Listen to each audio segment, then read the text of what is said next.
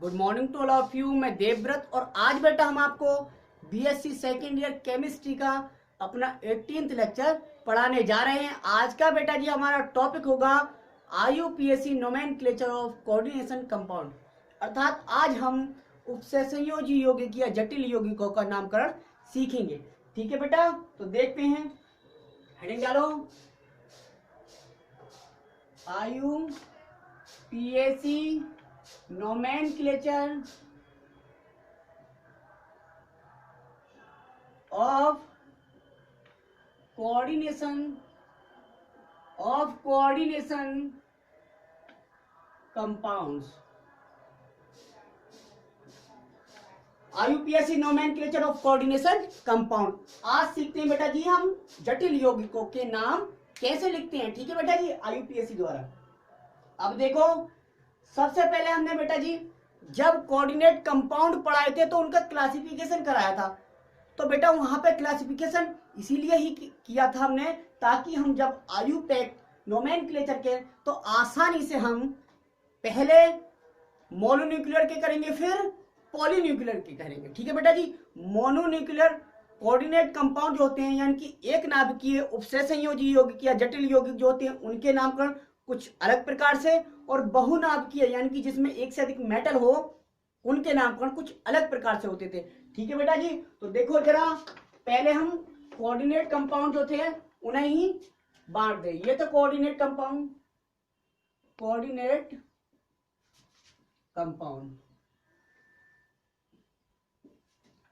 ये थे बेटा जी, एक थे मोनो न्यूक्लियर कोऑर्डिनेट कंपाउंड्स, दूसरे थे बेटा जी पॉलीन्यूक्लियर। ठीक है बेटा, दूसरे थे polynuclear coordinate compound, polynuclear coordination compound. तो पहले थे मोनोन्यूक्लियर कोऑर्डिनेशन कंपाउंड, दूसरे थे पॉलीन्यूक्लियर कोऑर्डिनेशन कंपाउंड। अब पहले हम मोनोन्यूक्लियर कोऑर्डिनेशन कंपाउंड के नाम कैसे लिखे जाते हैं, फिर देखते हैं पॉलीन्यूक्लियर कोऑर्डिनेशन कंपाउंड के नाम कैसे लिखे जाएंगे। ठीक है बेटा जी, अब मोनोन्यूक्लियर कोऑर्डिनेशन कंपाउंड को भी हमने आईयूपीएसी नोमेनक्लेचर आसान हो जाए इसके लिए दो भागों में बांट दिया। ठीक है, एक तो ऐसे कोऑर्डिनेशन कंपाउंड जिनमें कोऑर्डिनेशन स्फीयर पर पॉजिटिव चार्ज आए, क्या है, पॉजिटिव चार्ज आए। ठीक है, और दूसरे ऐसे कोऑर्डिनेशन कंपाउंड जिनमें कोऑर्डिनेशन स्फीयर के ऊपर क्या है, निगेटिव चार्ज आए। तो जिनके ऊपर पॉजिटिव चार्ज आता है उन्हें पॉजिटिव या कैटायनिक, पॉजिटिव या कैटायनिक कोऑर्डिनेट कंपाउंड कहते हैं, कोऑर्डिनेट कंपाउंड। और जिनके ऊपर निगेटिव चार्ज आता है उन्हें निगेटिव या बेटा एनायनिक कोऑर्डिनेट कंपाउंड कहते हैं, कोऑर्डिनेट कंपाउंड कहते हैं। ठीक है, कोऑर्डिनेट कंपाउंड। तो इनमें देखते हैं मोनोन्यूक्लियर कोऑर्डिनेट कंपाउंड में भी दो तरह से हमने बांट दिया ताकि हम आसानी से नामकरण इनका सीख जाएं। ठीक है बेटा जी, तो सबसे पहले हम इनका नामकरण करेंगे। ठीक है, सॉरी, अब यहाँ ए भी लिख दूं मैं, ए बी। अच्छा, जो पॉलीन्यूक्लियर कोऑर्डिनेट कंपाउंड होते हैं बेटा जी उन्हें भी हमने आईयूपी से नामकरण आसान हो जाए, उन्हें भी दो उसमें बांट दिया है क्लासों में। मतलब मेटल एटम तो इसमें एक से अधिक होंगे ही, लेकिन कुछ जो पॉलीन्यूक्लियर कंपाउंड होते हैं, कोऑर्डिनेट कंपाउंड होते हैं, उनमें ब्रिज लिगैंड होते हैं। क्या होते हैं, ब्रिज लिगैंड। तो एक तो ब्रिज लिगैंड वाले पॉलीन्यूक्लियर कोऑर्डिनेट कंपाउंड, दूसरे बिना ब्रिज लिगैंड यानी कि ब्रिज लिगैंड ना हो। तो इन्हें भी दो भागों में बांट दिया है। पहला ए विदाउट ब्रिज लिगैंड, सेतु लिगैंड होते हैं कुछ, विदाउट ब्रिज लिगैंड। दूसरे थे विद ब्रिज लिगैंड, मतलब ऐसे कोऑर्डिनेट कंपाउंड जिसमें ब्रिज लिगैंड भी बने हो उनका नाम का, और ऐसे पॉलीन्यूक्लियर कोऑर्डिनेट कंपाउंड जिनमें ब्रिज लिगैंड ना हो। ठीक है, विदाउट, बिना। ठीक है, समझ में आया। तो बेटा जी अब सबसे पहले इनका सीखते हैं पॉजिटिव या कैटायनिक कोऑर्डिनेट कंपाउंड का आईयूपीएसी नोमेनक्लेचर। तो बेटा जी हेडिंग डालो। ठीक है, इस तरह से हम जितने भी कोऑर्डिनेट कंपाउंड होंगे, जितने भी बेटा जी सबका नामकरण सीख जाएंगे। ये 4 ही वेरिएशन है बस, केवल, और कुछ नहीं है। ठीक है, अब देखो पहला हेडिंग डाल दिया आपने, आईयूपीएसी नोमेनक्लेचर ऑफ कैटायनिक या पॉजिटिव कोऑर्डिनेट कंपाउंड। ठीक है बेटा जी, देखो जरा हेडिंग डाल दी, IUPAC IUPAC nomenclature of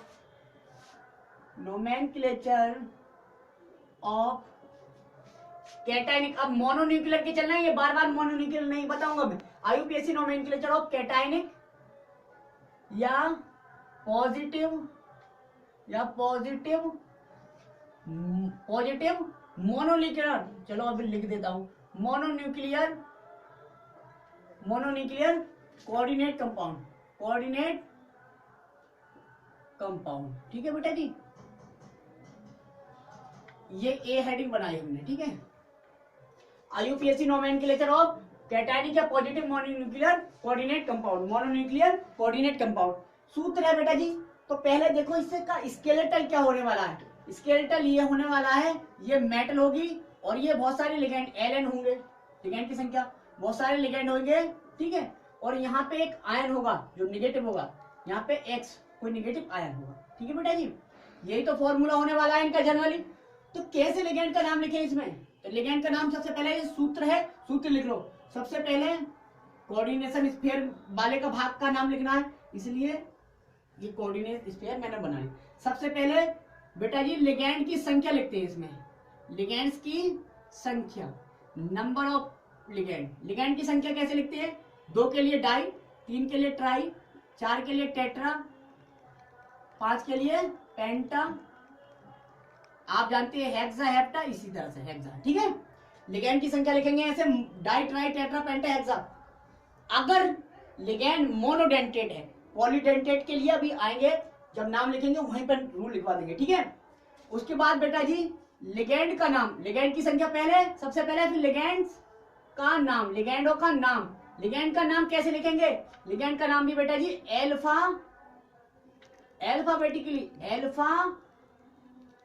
alphabetically का मतलब समझते हैं आप, जैसे अंग्रेजी वर्णमाला के अनुसार, इसे कहेंगे अंग्रेजी वर्णमाला के अनुसार, यानी कि ए पहले आता है बी से, तो ए वाले का नाम पहले आएगा बी वाले से। ठीक है, इस तरह से, जैसे एक ये Cl है और ये H2O है, इसे कहते हैं एक्वा, इसे कहते हैं क्लोरो। तो सबसे पहले एक्वा का नाम लिखा जाएगा क्लोरो का, क्योंकि ये ए से स्टार्ट हो जाए तो एक्वा का नाम। ठीक है, समझ गए।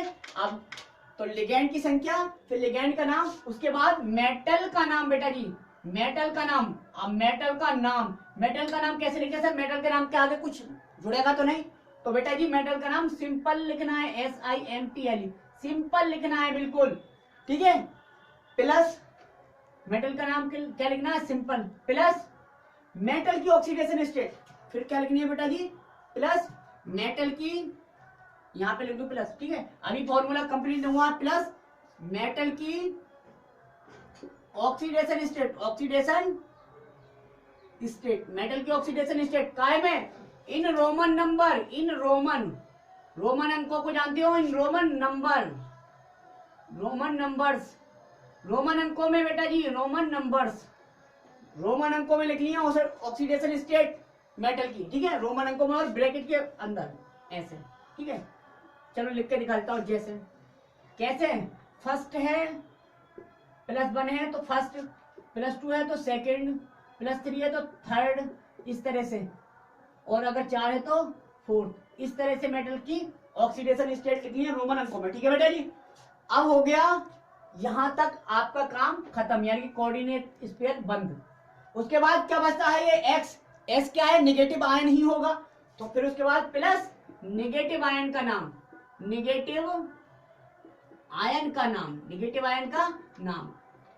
या जो बचा कुछ भी हो सकता है ये वाला, लेकिन होगा निगेटिव आयन का नाम, क्योंकि जब जल में घोलेंगे तो ये एनायन में टूटेगा और ये पूरा कॉम्प्लेक्स धनायन में टूटेगा। ठीक है, इसलिए इसे कैटायनिक नाम दिया है या पॉजिटिव। ठीक है, अब बेटा इस नेगेटिव आयन का नाम भी कैसे लिखते हैं, सिंपल लिखते हैं। सिंपल का मतलब सिंपल होता है, सिंपल का मतलब ना तो इसकी संख्या लिखेंगे और ना ही जो लिगेंड में जोड़ते थे ओ, ठीक है, वो जोड़ते थे, किसी में IUM, इसमें कुछ नहीं जोड़ेंगे। ठीक है बेटा, सिंपल लिखते हैं। यहाँ पे जो लिगेंड का नाम लिखेंगे अल्फाबेटिकली लिखेंगे, प्लस जौन सा लिगेंड होगा, जब क्योंकि लिगेंड की क्लासिफिकेशन में हमने सिखाया था नेगेटिव लिगेंड के नाम के बाद में ओ जुड़ा हुआ है, तो वो जुड़ा हुआ है जोड़ेंगे ही। ठीक है, तो ये हो गया आपका फॉर्मूला, ये उतार लीजिए। और सबसे पहले हम कुछ कोऑर्डिनेट कंपाउंड लेते हैं पॉजिटिव वाले, यानी कैटायनिक, और उनके नोमेनक्लेचर करते हैं। ठीक है बेटा जी, जरा देखो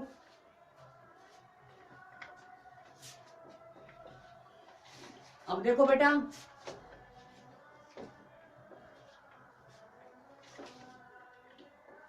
ये मैंने एक कंपाउंड लिया है, ये कॉम्प्लेक्स लिया है FeS2O का होल 6Cl3। ये बहुत सिंपल लिया है मैंने सबसे पहले, ठीक है। ये मैंने एक कोऑर्डिनेट कंपाउंड लिया है, तो इसका नाम कैसे लिखें? तो देखो सबसे पहले कोऑर्डिनेट स्फीयर वाला भाग आया, उसके बाद दूसरा, ठीक है। तो सबसे पहले इसमें भी क्या लिखते थे, हमने ऐसे ही तो लिखवाया था सूत्र। तो इसमें लिगैंड की संख्या कितनी है? 6 है, 6 लिगैंड है एक्वा। तो लिगैंड की संख्या 6 के लिए क्या करते थे? हेक्सा क्या लिखते थे? हेक्सा। ये लिगैंड का नाम क्या है? एक्वा है, तो हेक्सा एक्वा। फिर लिगैंड की संख्या, लिगैंड का नाम, उसके बाद मेटल का नाम क्या? आयरन, सिंपल लिखा है। फिर मेटल की ऑक्सीडेशन स्टेट, तो अब क्या आएगा? मेटल की ऑक्सीडेशन स्टेट। तो मेटल की ऑक्सीडेशन स्टेट कैसे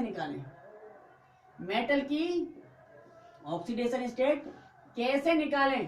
तो 4 बातें बताएंगे बेटा, जिन पे आता है बहुत बढ़िया, जिन पे नहीं आता है ये 4 रूल लिख लीजिए। नंबर 1, जिसकी मतलब जिस भी एटम की जिसकी ऑक्सीडेशन स्टेट निकालनी होती है, कैलकुलेट करनी होती है, निकालनी होती है, उसकी बेटा जी, उसकी ऑक्सीडेशन स्टेट बराबर X मानो। क्या मानो? X मान लो, मान लिया। नंबर दूसरी बात, बाकी सभी अगर लिगेंड हो तो लिगेंड, बाकी सभी लिगेंड्स या आयंस या एटम्स की सामान्य ऑक्सीडेशन स्टेट्स को जोड़ते हैं, जोड़ो। क्या करो? जोड़ो बेटा जी। अब सोचोगे आप लिगैंड की ऑक्सीडेशन स्टेट सामान्य तो हमें नहीं पता है, तो बेटा जी हम आपको याद दिला दें, हमने जब लिगैंड का वर्गीकरण किया था पॉजिटिव, नेगेटिव और न्यूट्रल में, यानी कि नेगेटिव, न्यूट्रल और पॉजिटिव में जो किया था, तो हमने लिगैंड के ऊपर जो चार्ज दिया था वो वास्तव में उसकी जनरल ऑक्सीडेशन स्टेट ही थी, ठीक है। न्यूट्रल में कोई आवेश नहीं था, इसका मतलब यहाँ पे भी कोई आवेश नहीं होना चाहिए, ठीक है।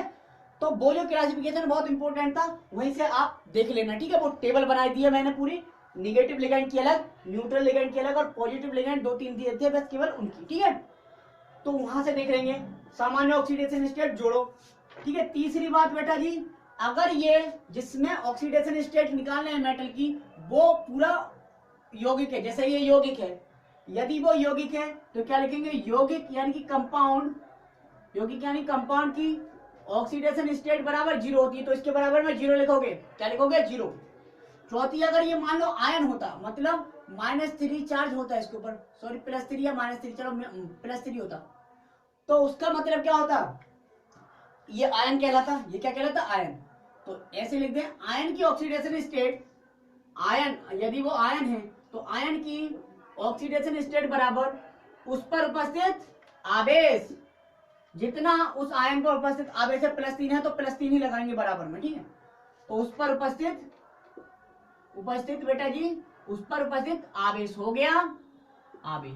ये 4 बातें आप गांठ बांध लीजिए बेटा जी, ध्यान रखिए, वेयर इन माइंड, ये 4 बातें ही, ठीक है बेटा जी। अब देखते हैं ऑक्सीडेशन स्टेट निकाल के इसकी, ठीक है। तो यहां तक तो नाम हमने लिख दिया था।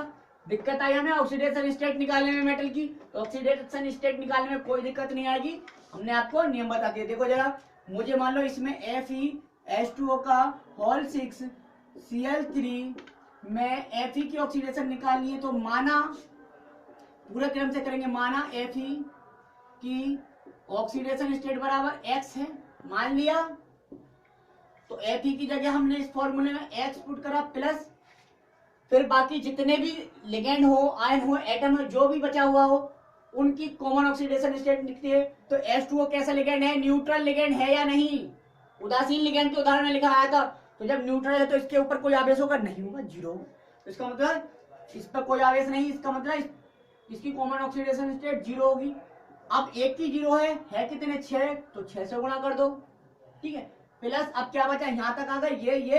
अब Cl के ऊपर हमने -1 चार्ज दिखाया होगा, तो Cl की -1 होती है बेटा जी -1। अब एक की -1 होती है, यहाँ 3 तो गुणा 3 से कर दो बराबर। अब देखो बराबर की बात क्या लिखें, हमने 2 बार बताई थी, यदि यौगिक है तो यौगिक की ऑक्सीडेशन स्टेट बराबर 0, और यदि आयन है तो आयन की ऑक्सीडेशन स्टेट बराबर उस पर उपस्थित आवेश। तो ये तो यौगिक है, तो यौगिक की ऑक्सीडेशन स्टेट बराबर 0, ये हो गया। अब कैलकुलेट कर लो, x ये टर्म 0 हो गया, 0 छक्का 0, और माइनस के 1 दिया माइनस के 3, तो 1 दिया 3, x प्लस फिर माइनस के 3, यही तो हुआ बराबर 0। हो गया। अब प्लस माइनस माइनस होता है यानी कि x माइनस 3 बराबर 0। अब बेटा जी x की तो ऑक्सीडेशन स्टेट निकालनी है, तो x मानिए किसी की, तो x बराबर क्या हो जाएगा, x बराबर +3 ना हो जाएगा, x बराबर +3, और x किसकी मानी है मैंने, Fe की मानी है, तो Fe की क्या हो गई, +3 ऑक्सीडेशन स्टेट हो गई। देख लीजिए, तो यहाँ पे लिखेंगे hexa aqua iron third oxidation state Roman अंकों में और ब्रैकेट में, ठीक है, हेक्सा एक्वा आयरन थर्ड। अब ये क्या है, क्लोराइड, क्योंकि नेगेटिव आयन का नाम क्लोराइड, ये हो गया इसका नाम। ठीक है बेटा जी, उतार लीजिए, ध्यान से उतार लीजिए। दूसरा लेते हैं बेटा जी, हम इसी में चेंज करके दिखा देंगे आपको, ठीक है। एक ही कंपाउंड में, एक ही कोऑर्डिनेट कंपाउंड में जनरली अधिकांश केस ले लेंगे। या दूसरा ले लो, चलो CuNH3 का होल 4 SO4। अब देखो बेटा इसका नाम कैसे लिखें, तो क्या नाम लिखेंगे, सबसे पहले नाम लिखते हैं, तो नाम क्या लिखेंगे, टेट्रा लिगेंड की संख्या टेट्रा 4 है, लिगेंड का नाम एमीन, टेट्रा एमीन, फिर मेटल का नाम टेट्रा एमीन कॉपर, हो गया ऑक्सीडेशन स्टेट मेटल की। बस दिक्कत ही यहीं पे आएगी, जब तक ऑक्सीडेशन स्टेट निकालना नहीं आएगा। तो कॉपर की ऑक्सीडेशन स्टेट, माना कॉपर की ऑक्सीडेशन स्टेट बराबर x प्लस बाकी जितने भी बचे सबकी जोड़ लो। NH3 का होता है न्यूट्रल लिगेंड होता है, आपको पता होना चाहिए। लिगेंड का क्लासिफिकेशन जरूर देखें, हमने लिगेंड वाली वीडियो बनाई है, ठीक है। तो यहाँ पे देखो NH3 लिगेंड न्यूट्रल होता है, तो 4 है तो गुणा 4 से कर दो तो भी 0 आएगा। प्लस SO4 की पर न्यूट्रल चार्ज नहीं होता है, सॉरी SO4 पर कितना चार्ज होता है, माइनस में या प्लस में, तो माइनस के 2 चार्ज लिखवाया था, इसे निगेटिव लिगेंड के एग्जांपल में लिखवाया होगा, सल्फेटो नाम था इसका, ठीक है। तो इस पे तो निगेटिव 2 चार्ज था, तो प्लस -2 बराबर ये यौगिक है, इसलिए 0 इसकी ऑक्सीडेशन स्टेट, ठीक है। तो x ये टर्म 0, x -2 हो गया बराबर 0, तो x बराबर +2। x मैंने किसकी मानी है, कॉपर की, तो यहाँ पे कॉपर की क्या हो गई, 2 ऑक्सीडेशन स्टेट यानी कि सेकंड, कॉपर सेकंड सल्फेट। अब सल्फेट नाम हो गया ये वाला सल्फेट, ठीक है। बस यही तो बचा था, हो गया बेटा जी। लो टेट्राएमीन कॉपर सेकंड सल्फेट हो गया, इसे भी उतार लीजिए, ऑक्सीडेशन स्टेट भी सही करके निकाली है हमने। अब देखो बेटा तीसरा करते हैं, यदि मैं कुछ वेरिएशन करूं इसमें, बेटा कोई वेरिएशन करूं, यदि मैं ये लूं FeH2O का होल 2, NH3 का होल 12, Cl और Cn, ये मैंने एक से अधिक लिगेंड ले लिए बेटा जी, क्योंकि लिगेंड एक से अधिक भी हो सकते हैं। तो देखो जरा, एक से अधिक लिगेंड ले लिए और मैंने क्या करा, यहाँ पे Cl और जोड़ दिया। अब इसका नाम क्या होगा, जरा देखो और सोच के बताओ, ठीक है बेटा जी। देखो जरा, तो देखो बेटा इसका नाम क्या होगा, आप देखते हैं जरा क्या होगा। यहां से देखो जरा, सबसे पहले लिगेंड की संख्या, कौन से लिगेंड की संख्या, जो अल्फाबेटिकली सबसे पहले आता हो अंग्रेजी वर्णमाला के हिसाब से।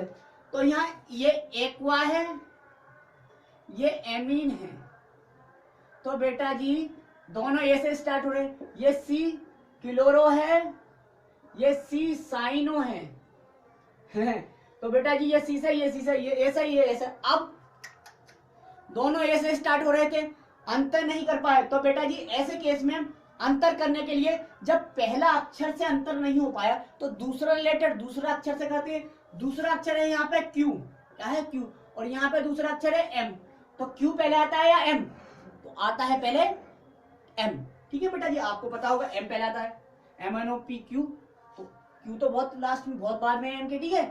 तो ये सबसे पहले किसका नाम लिखा जाएगा, एमीन का। तो एमीन कितने हैं, 2, तो डाई एमीन बेटा जी, डाई एक्वा हो गया, डाई एमीन डाई एक्वा। अब बेटा जी क्या देखा आपने, डाइमीन डाइक्वा। अब क्लोरो और साइनो में सबसे पहले किसका नाम लिखें? तो सी दोनों में तो एक साथ अंतर नहीं हुआ, तो दूसरा लेटर देखो, दूसरा अक्षर देखो, यहाँ एच यहाँ बाई, तो एच पहले आता है बाई से, तो क्लोरो पहले लिखा जाएगा, सीधी सी बात है। तो डाइमीन डाइक्वा क्लोरो क्लोरो, यहाँ पे हमने एमीन न्यूट्रल होता है तो कुछ भी नहीं जोड़ा, एक्वा भी न्यूट्रल होता है इसलिए कुछ नहीं जोड़ा, लेकिन क्लोरो जो होता है निगेटिव लिगेंड होता है तो वो शब्द जोड़ा, तो क्लोरो ये भी निगेटिव होता है, cyano diamine diaqua chloro cyano. फिर क्या? आयरन। अब ऑक्सीडेशन स्टेट निकालो जरा आयरन की, इसकी मैंने बेटा जी क्या मानी, इसकी X प्लस H2O की जीरो होती है, तो ये टर्म जीरो हो गया, चाहे 200 गुणा करो चाहे कितने से, ये भी जीरो होती है तो ये भी टर्म जीरो हो जाएगा, चाहे 200 गुणा करो। प्लस Cl की होती है -1, प्लस Cn की भी होती है -1, प्लस Cl की भी -1 बराबर जीरो, क्योंकि यौगिक है।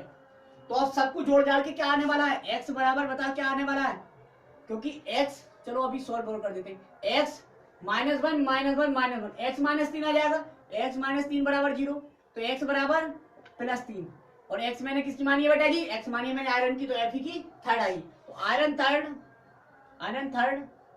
यहाँ पे देखो क्लोराइड क्लोराइड, यहाँ पे क्लोरो नहीं लिखा क्योंकि कोऑर्डिनेशन स्फीयर के बाहर है, और बाहर कुछ सिंपल ही नाम लिखते हैं, इसका नाम लिखा क्लोराइड। तो diamine diaqua chloro cyano iron third chloride, ये नाम हो गया इसका, उतार लीजिए। एक वेरिएशन और देखते हैं इसमें, ठीक है बेटा जी, जरा देखो, यदि केस बेटा ऐसा हो तो क्या करें?